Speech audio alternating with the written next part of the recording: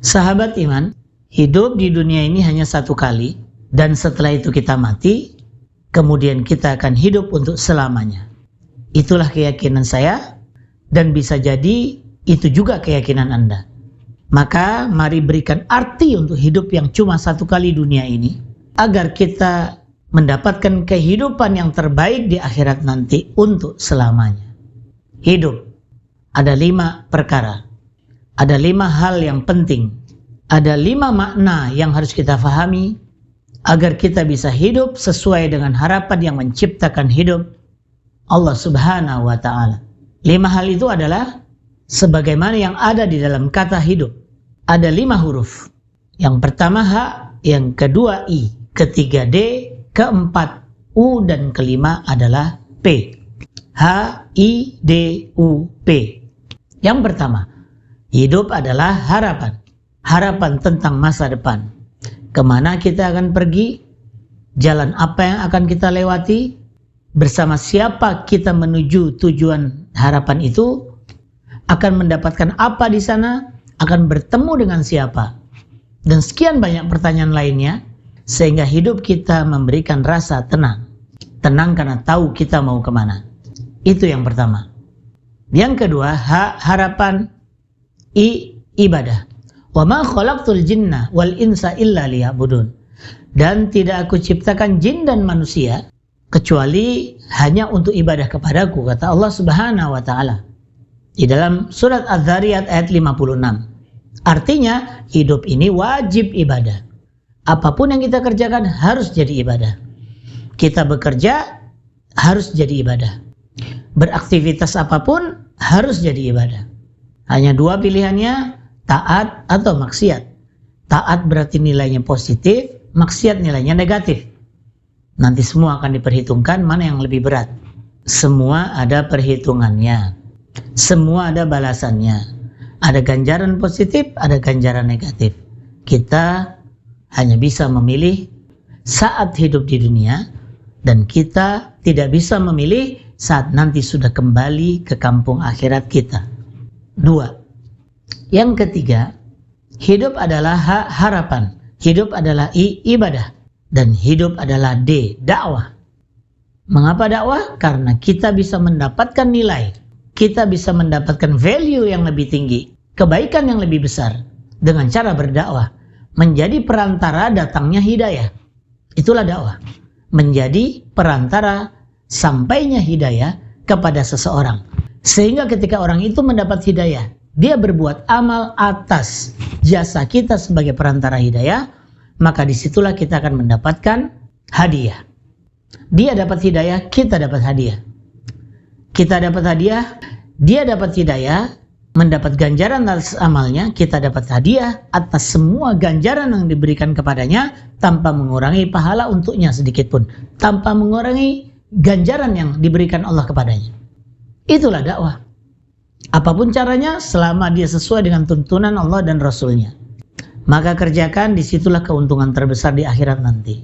Ada orang-orang yang nanti akan panen raya, mengalahkan nilai dari yang didapat para ahli ibadah.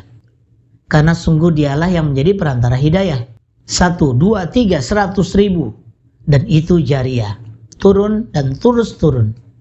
Tidak berhenti pada satu orang saja, tapi akan diteruskan kepada orang-orang setelahnya. Kuncinya adalah kita jadi perantara hidayah. Kita jadi referensinya. Maka jadilah referensi yang baik. Lakukan sesering mungkin, sebanyak mungkin. Lihat hasilnya nanti di masa depan. Dunia bisa jadi, akhirat itu pasti. Itu yang ketiga.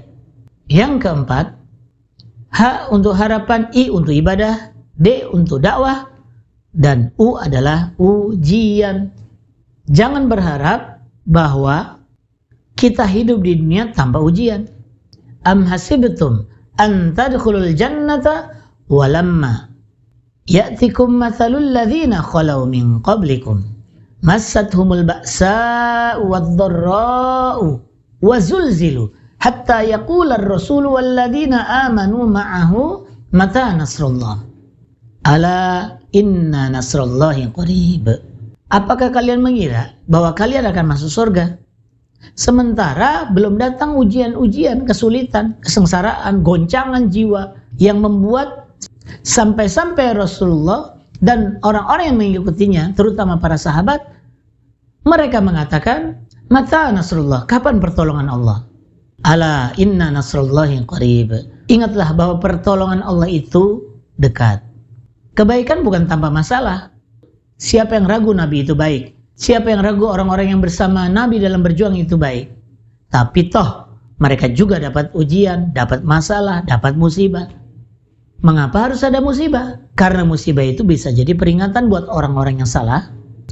Tapi musibah bisa jadi adalah ujian kenaikan kelas buat orang-orang yang soleh. Kita pasti dapat musibah.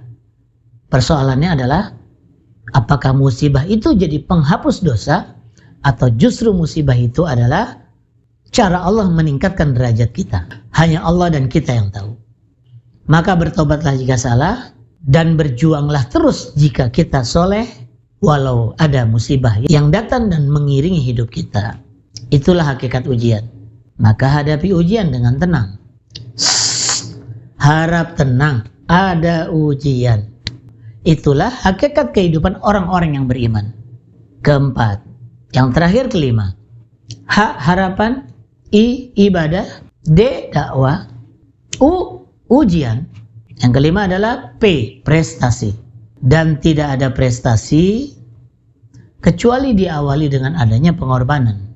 Dan tidak ada pengorbanan juga kecuali diawali dengan perjuangan. Perjuangan adalah ketika kita mengejar prestasi di hadapan Allah, memastikan kita hidup sesuai dengan ridhonya. Liyabluwakum ayyukum ahsanu amala. Untuk dilihat mana di antara hamba-hambanya yang terbaik amalnya. Perjuangan adalah amal yang dikerjakan ketika harapan itu belum wujud. Pengorbanan adalah amalan yang dikerjakan ketika perjuangan itu telah menghasilkan harapan terwujud. Itu pengorbanan. Dan prestasi adalah seberapa besar nilai kita untuk beramal di hadapan Allah dan mencari nilai yang tertinggi. Ahsanu amala. Amalan yang terbaik. Jadi hidup bukan sekedarnya. Jadi hidup bukan seadanya. Jadi hidup jangan tanpa daya. Tapi hidup adalah berjaya hingga akhir kematian nanti. Berjaya dalam setiap amal-amal kebajikan. Berdaya memberikan kontribusi kepada kebaikan. Hidup adalah prestasi.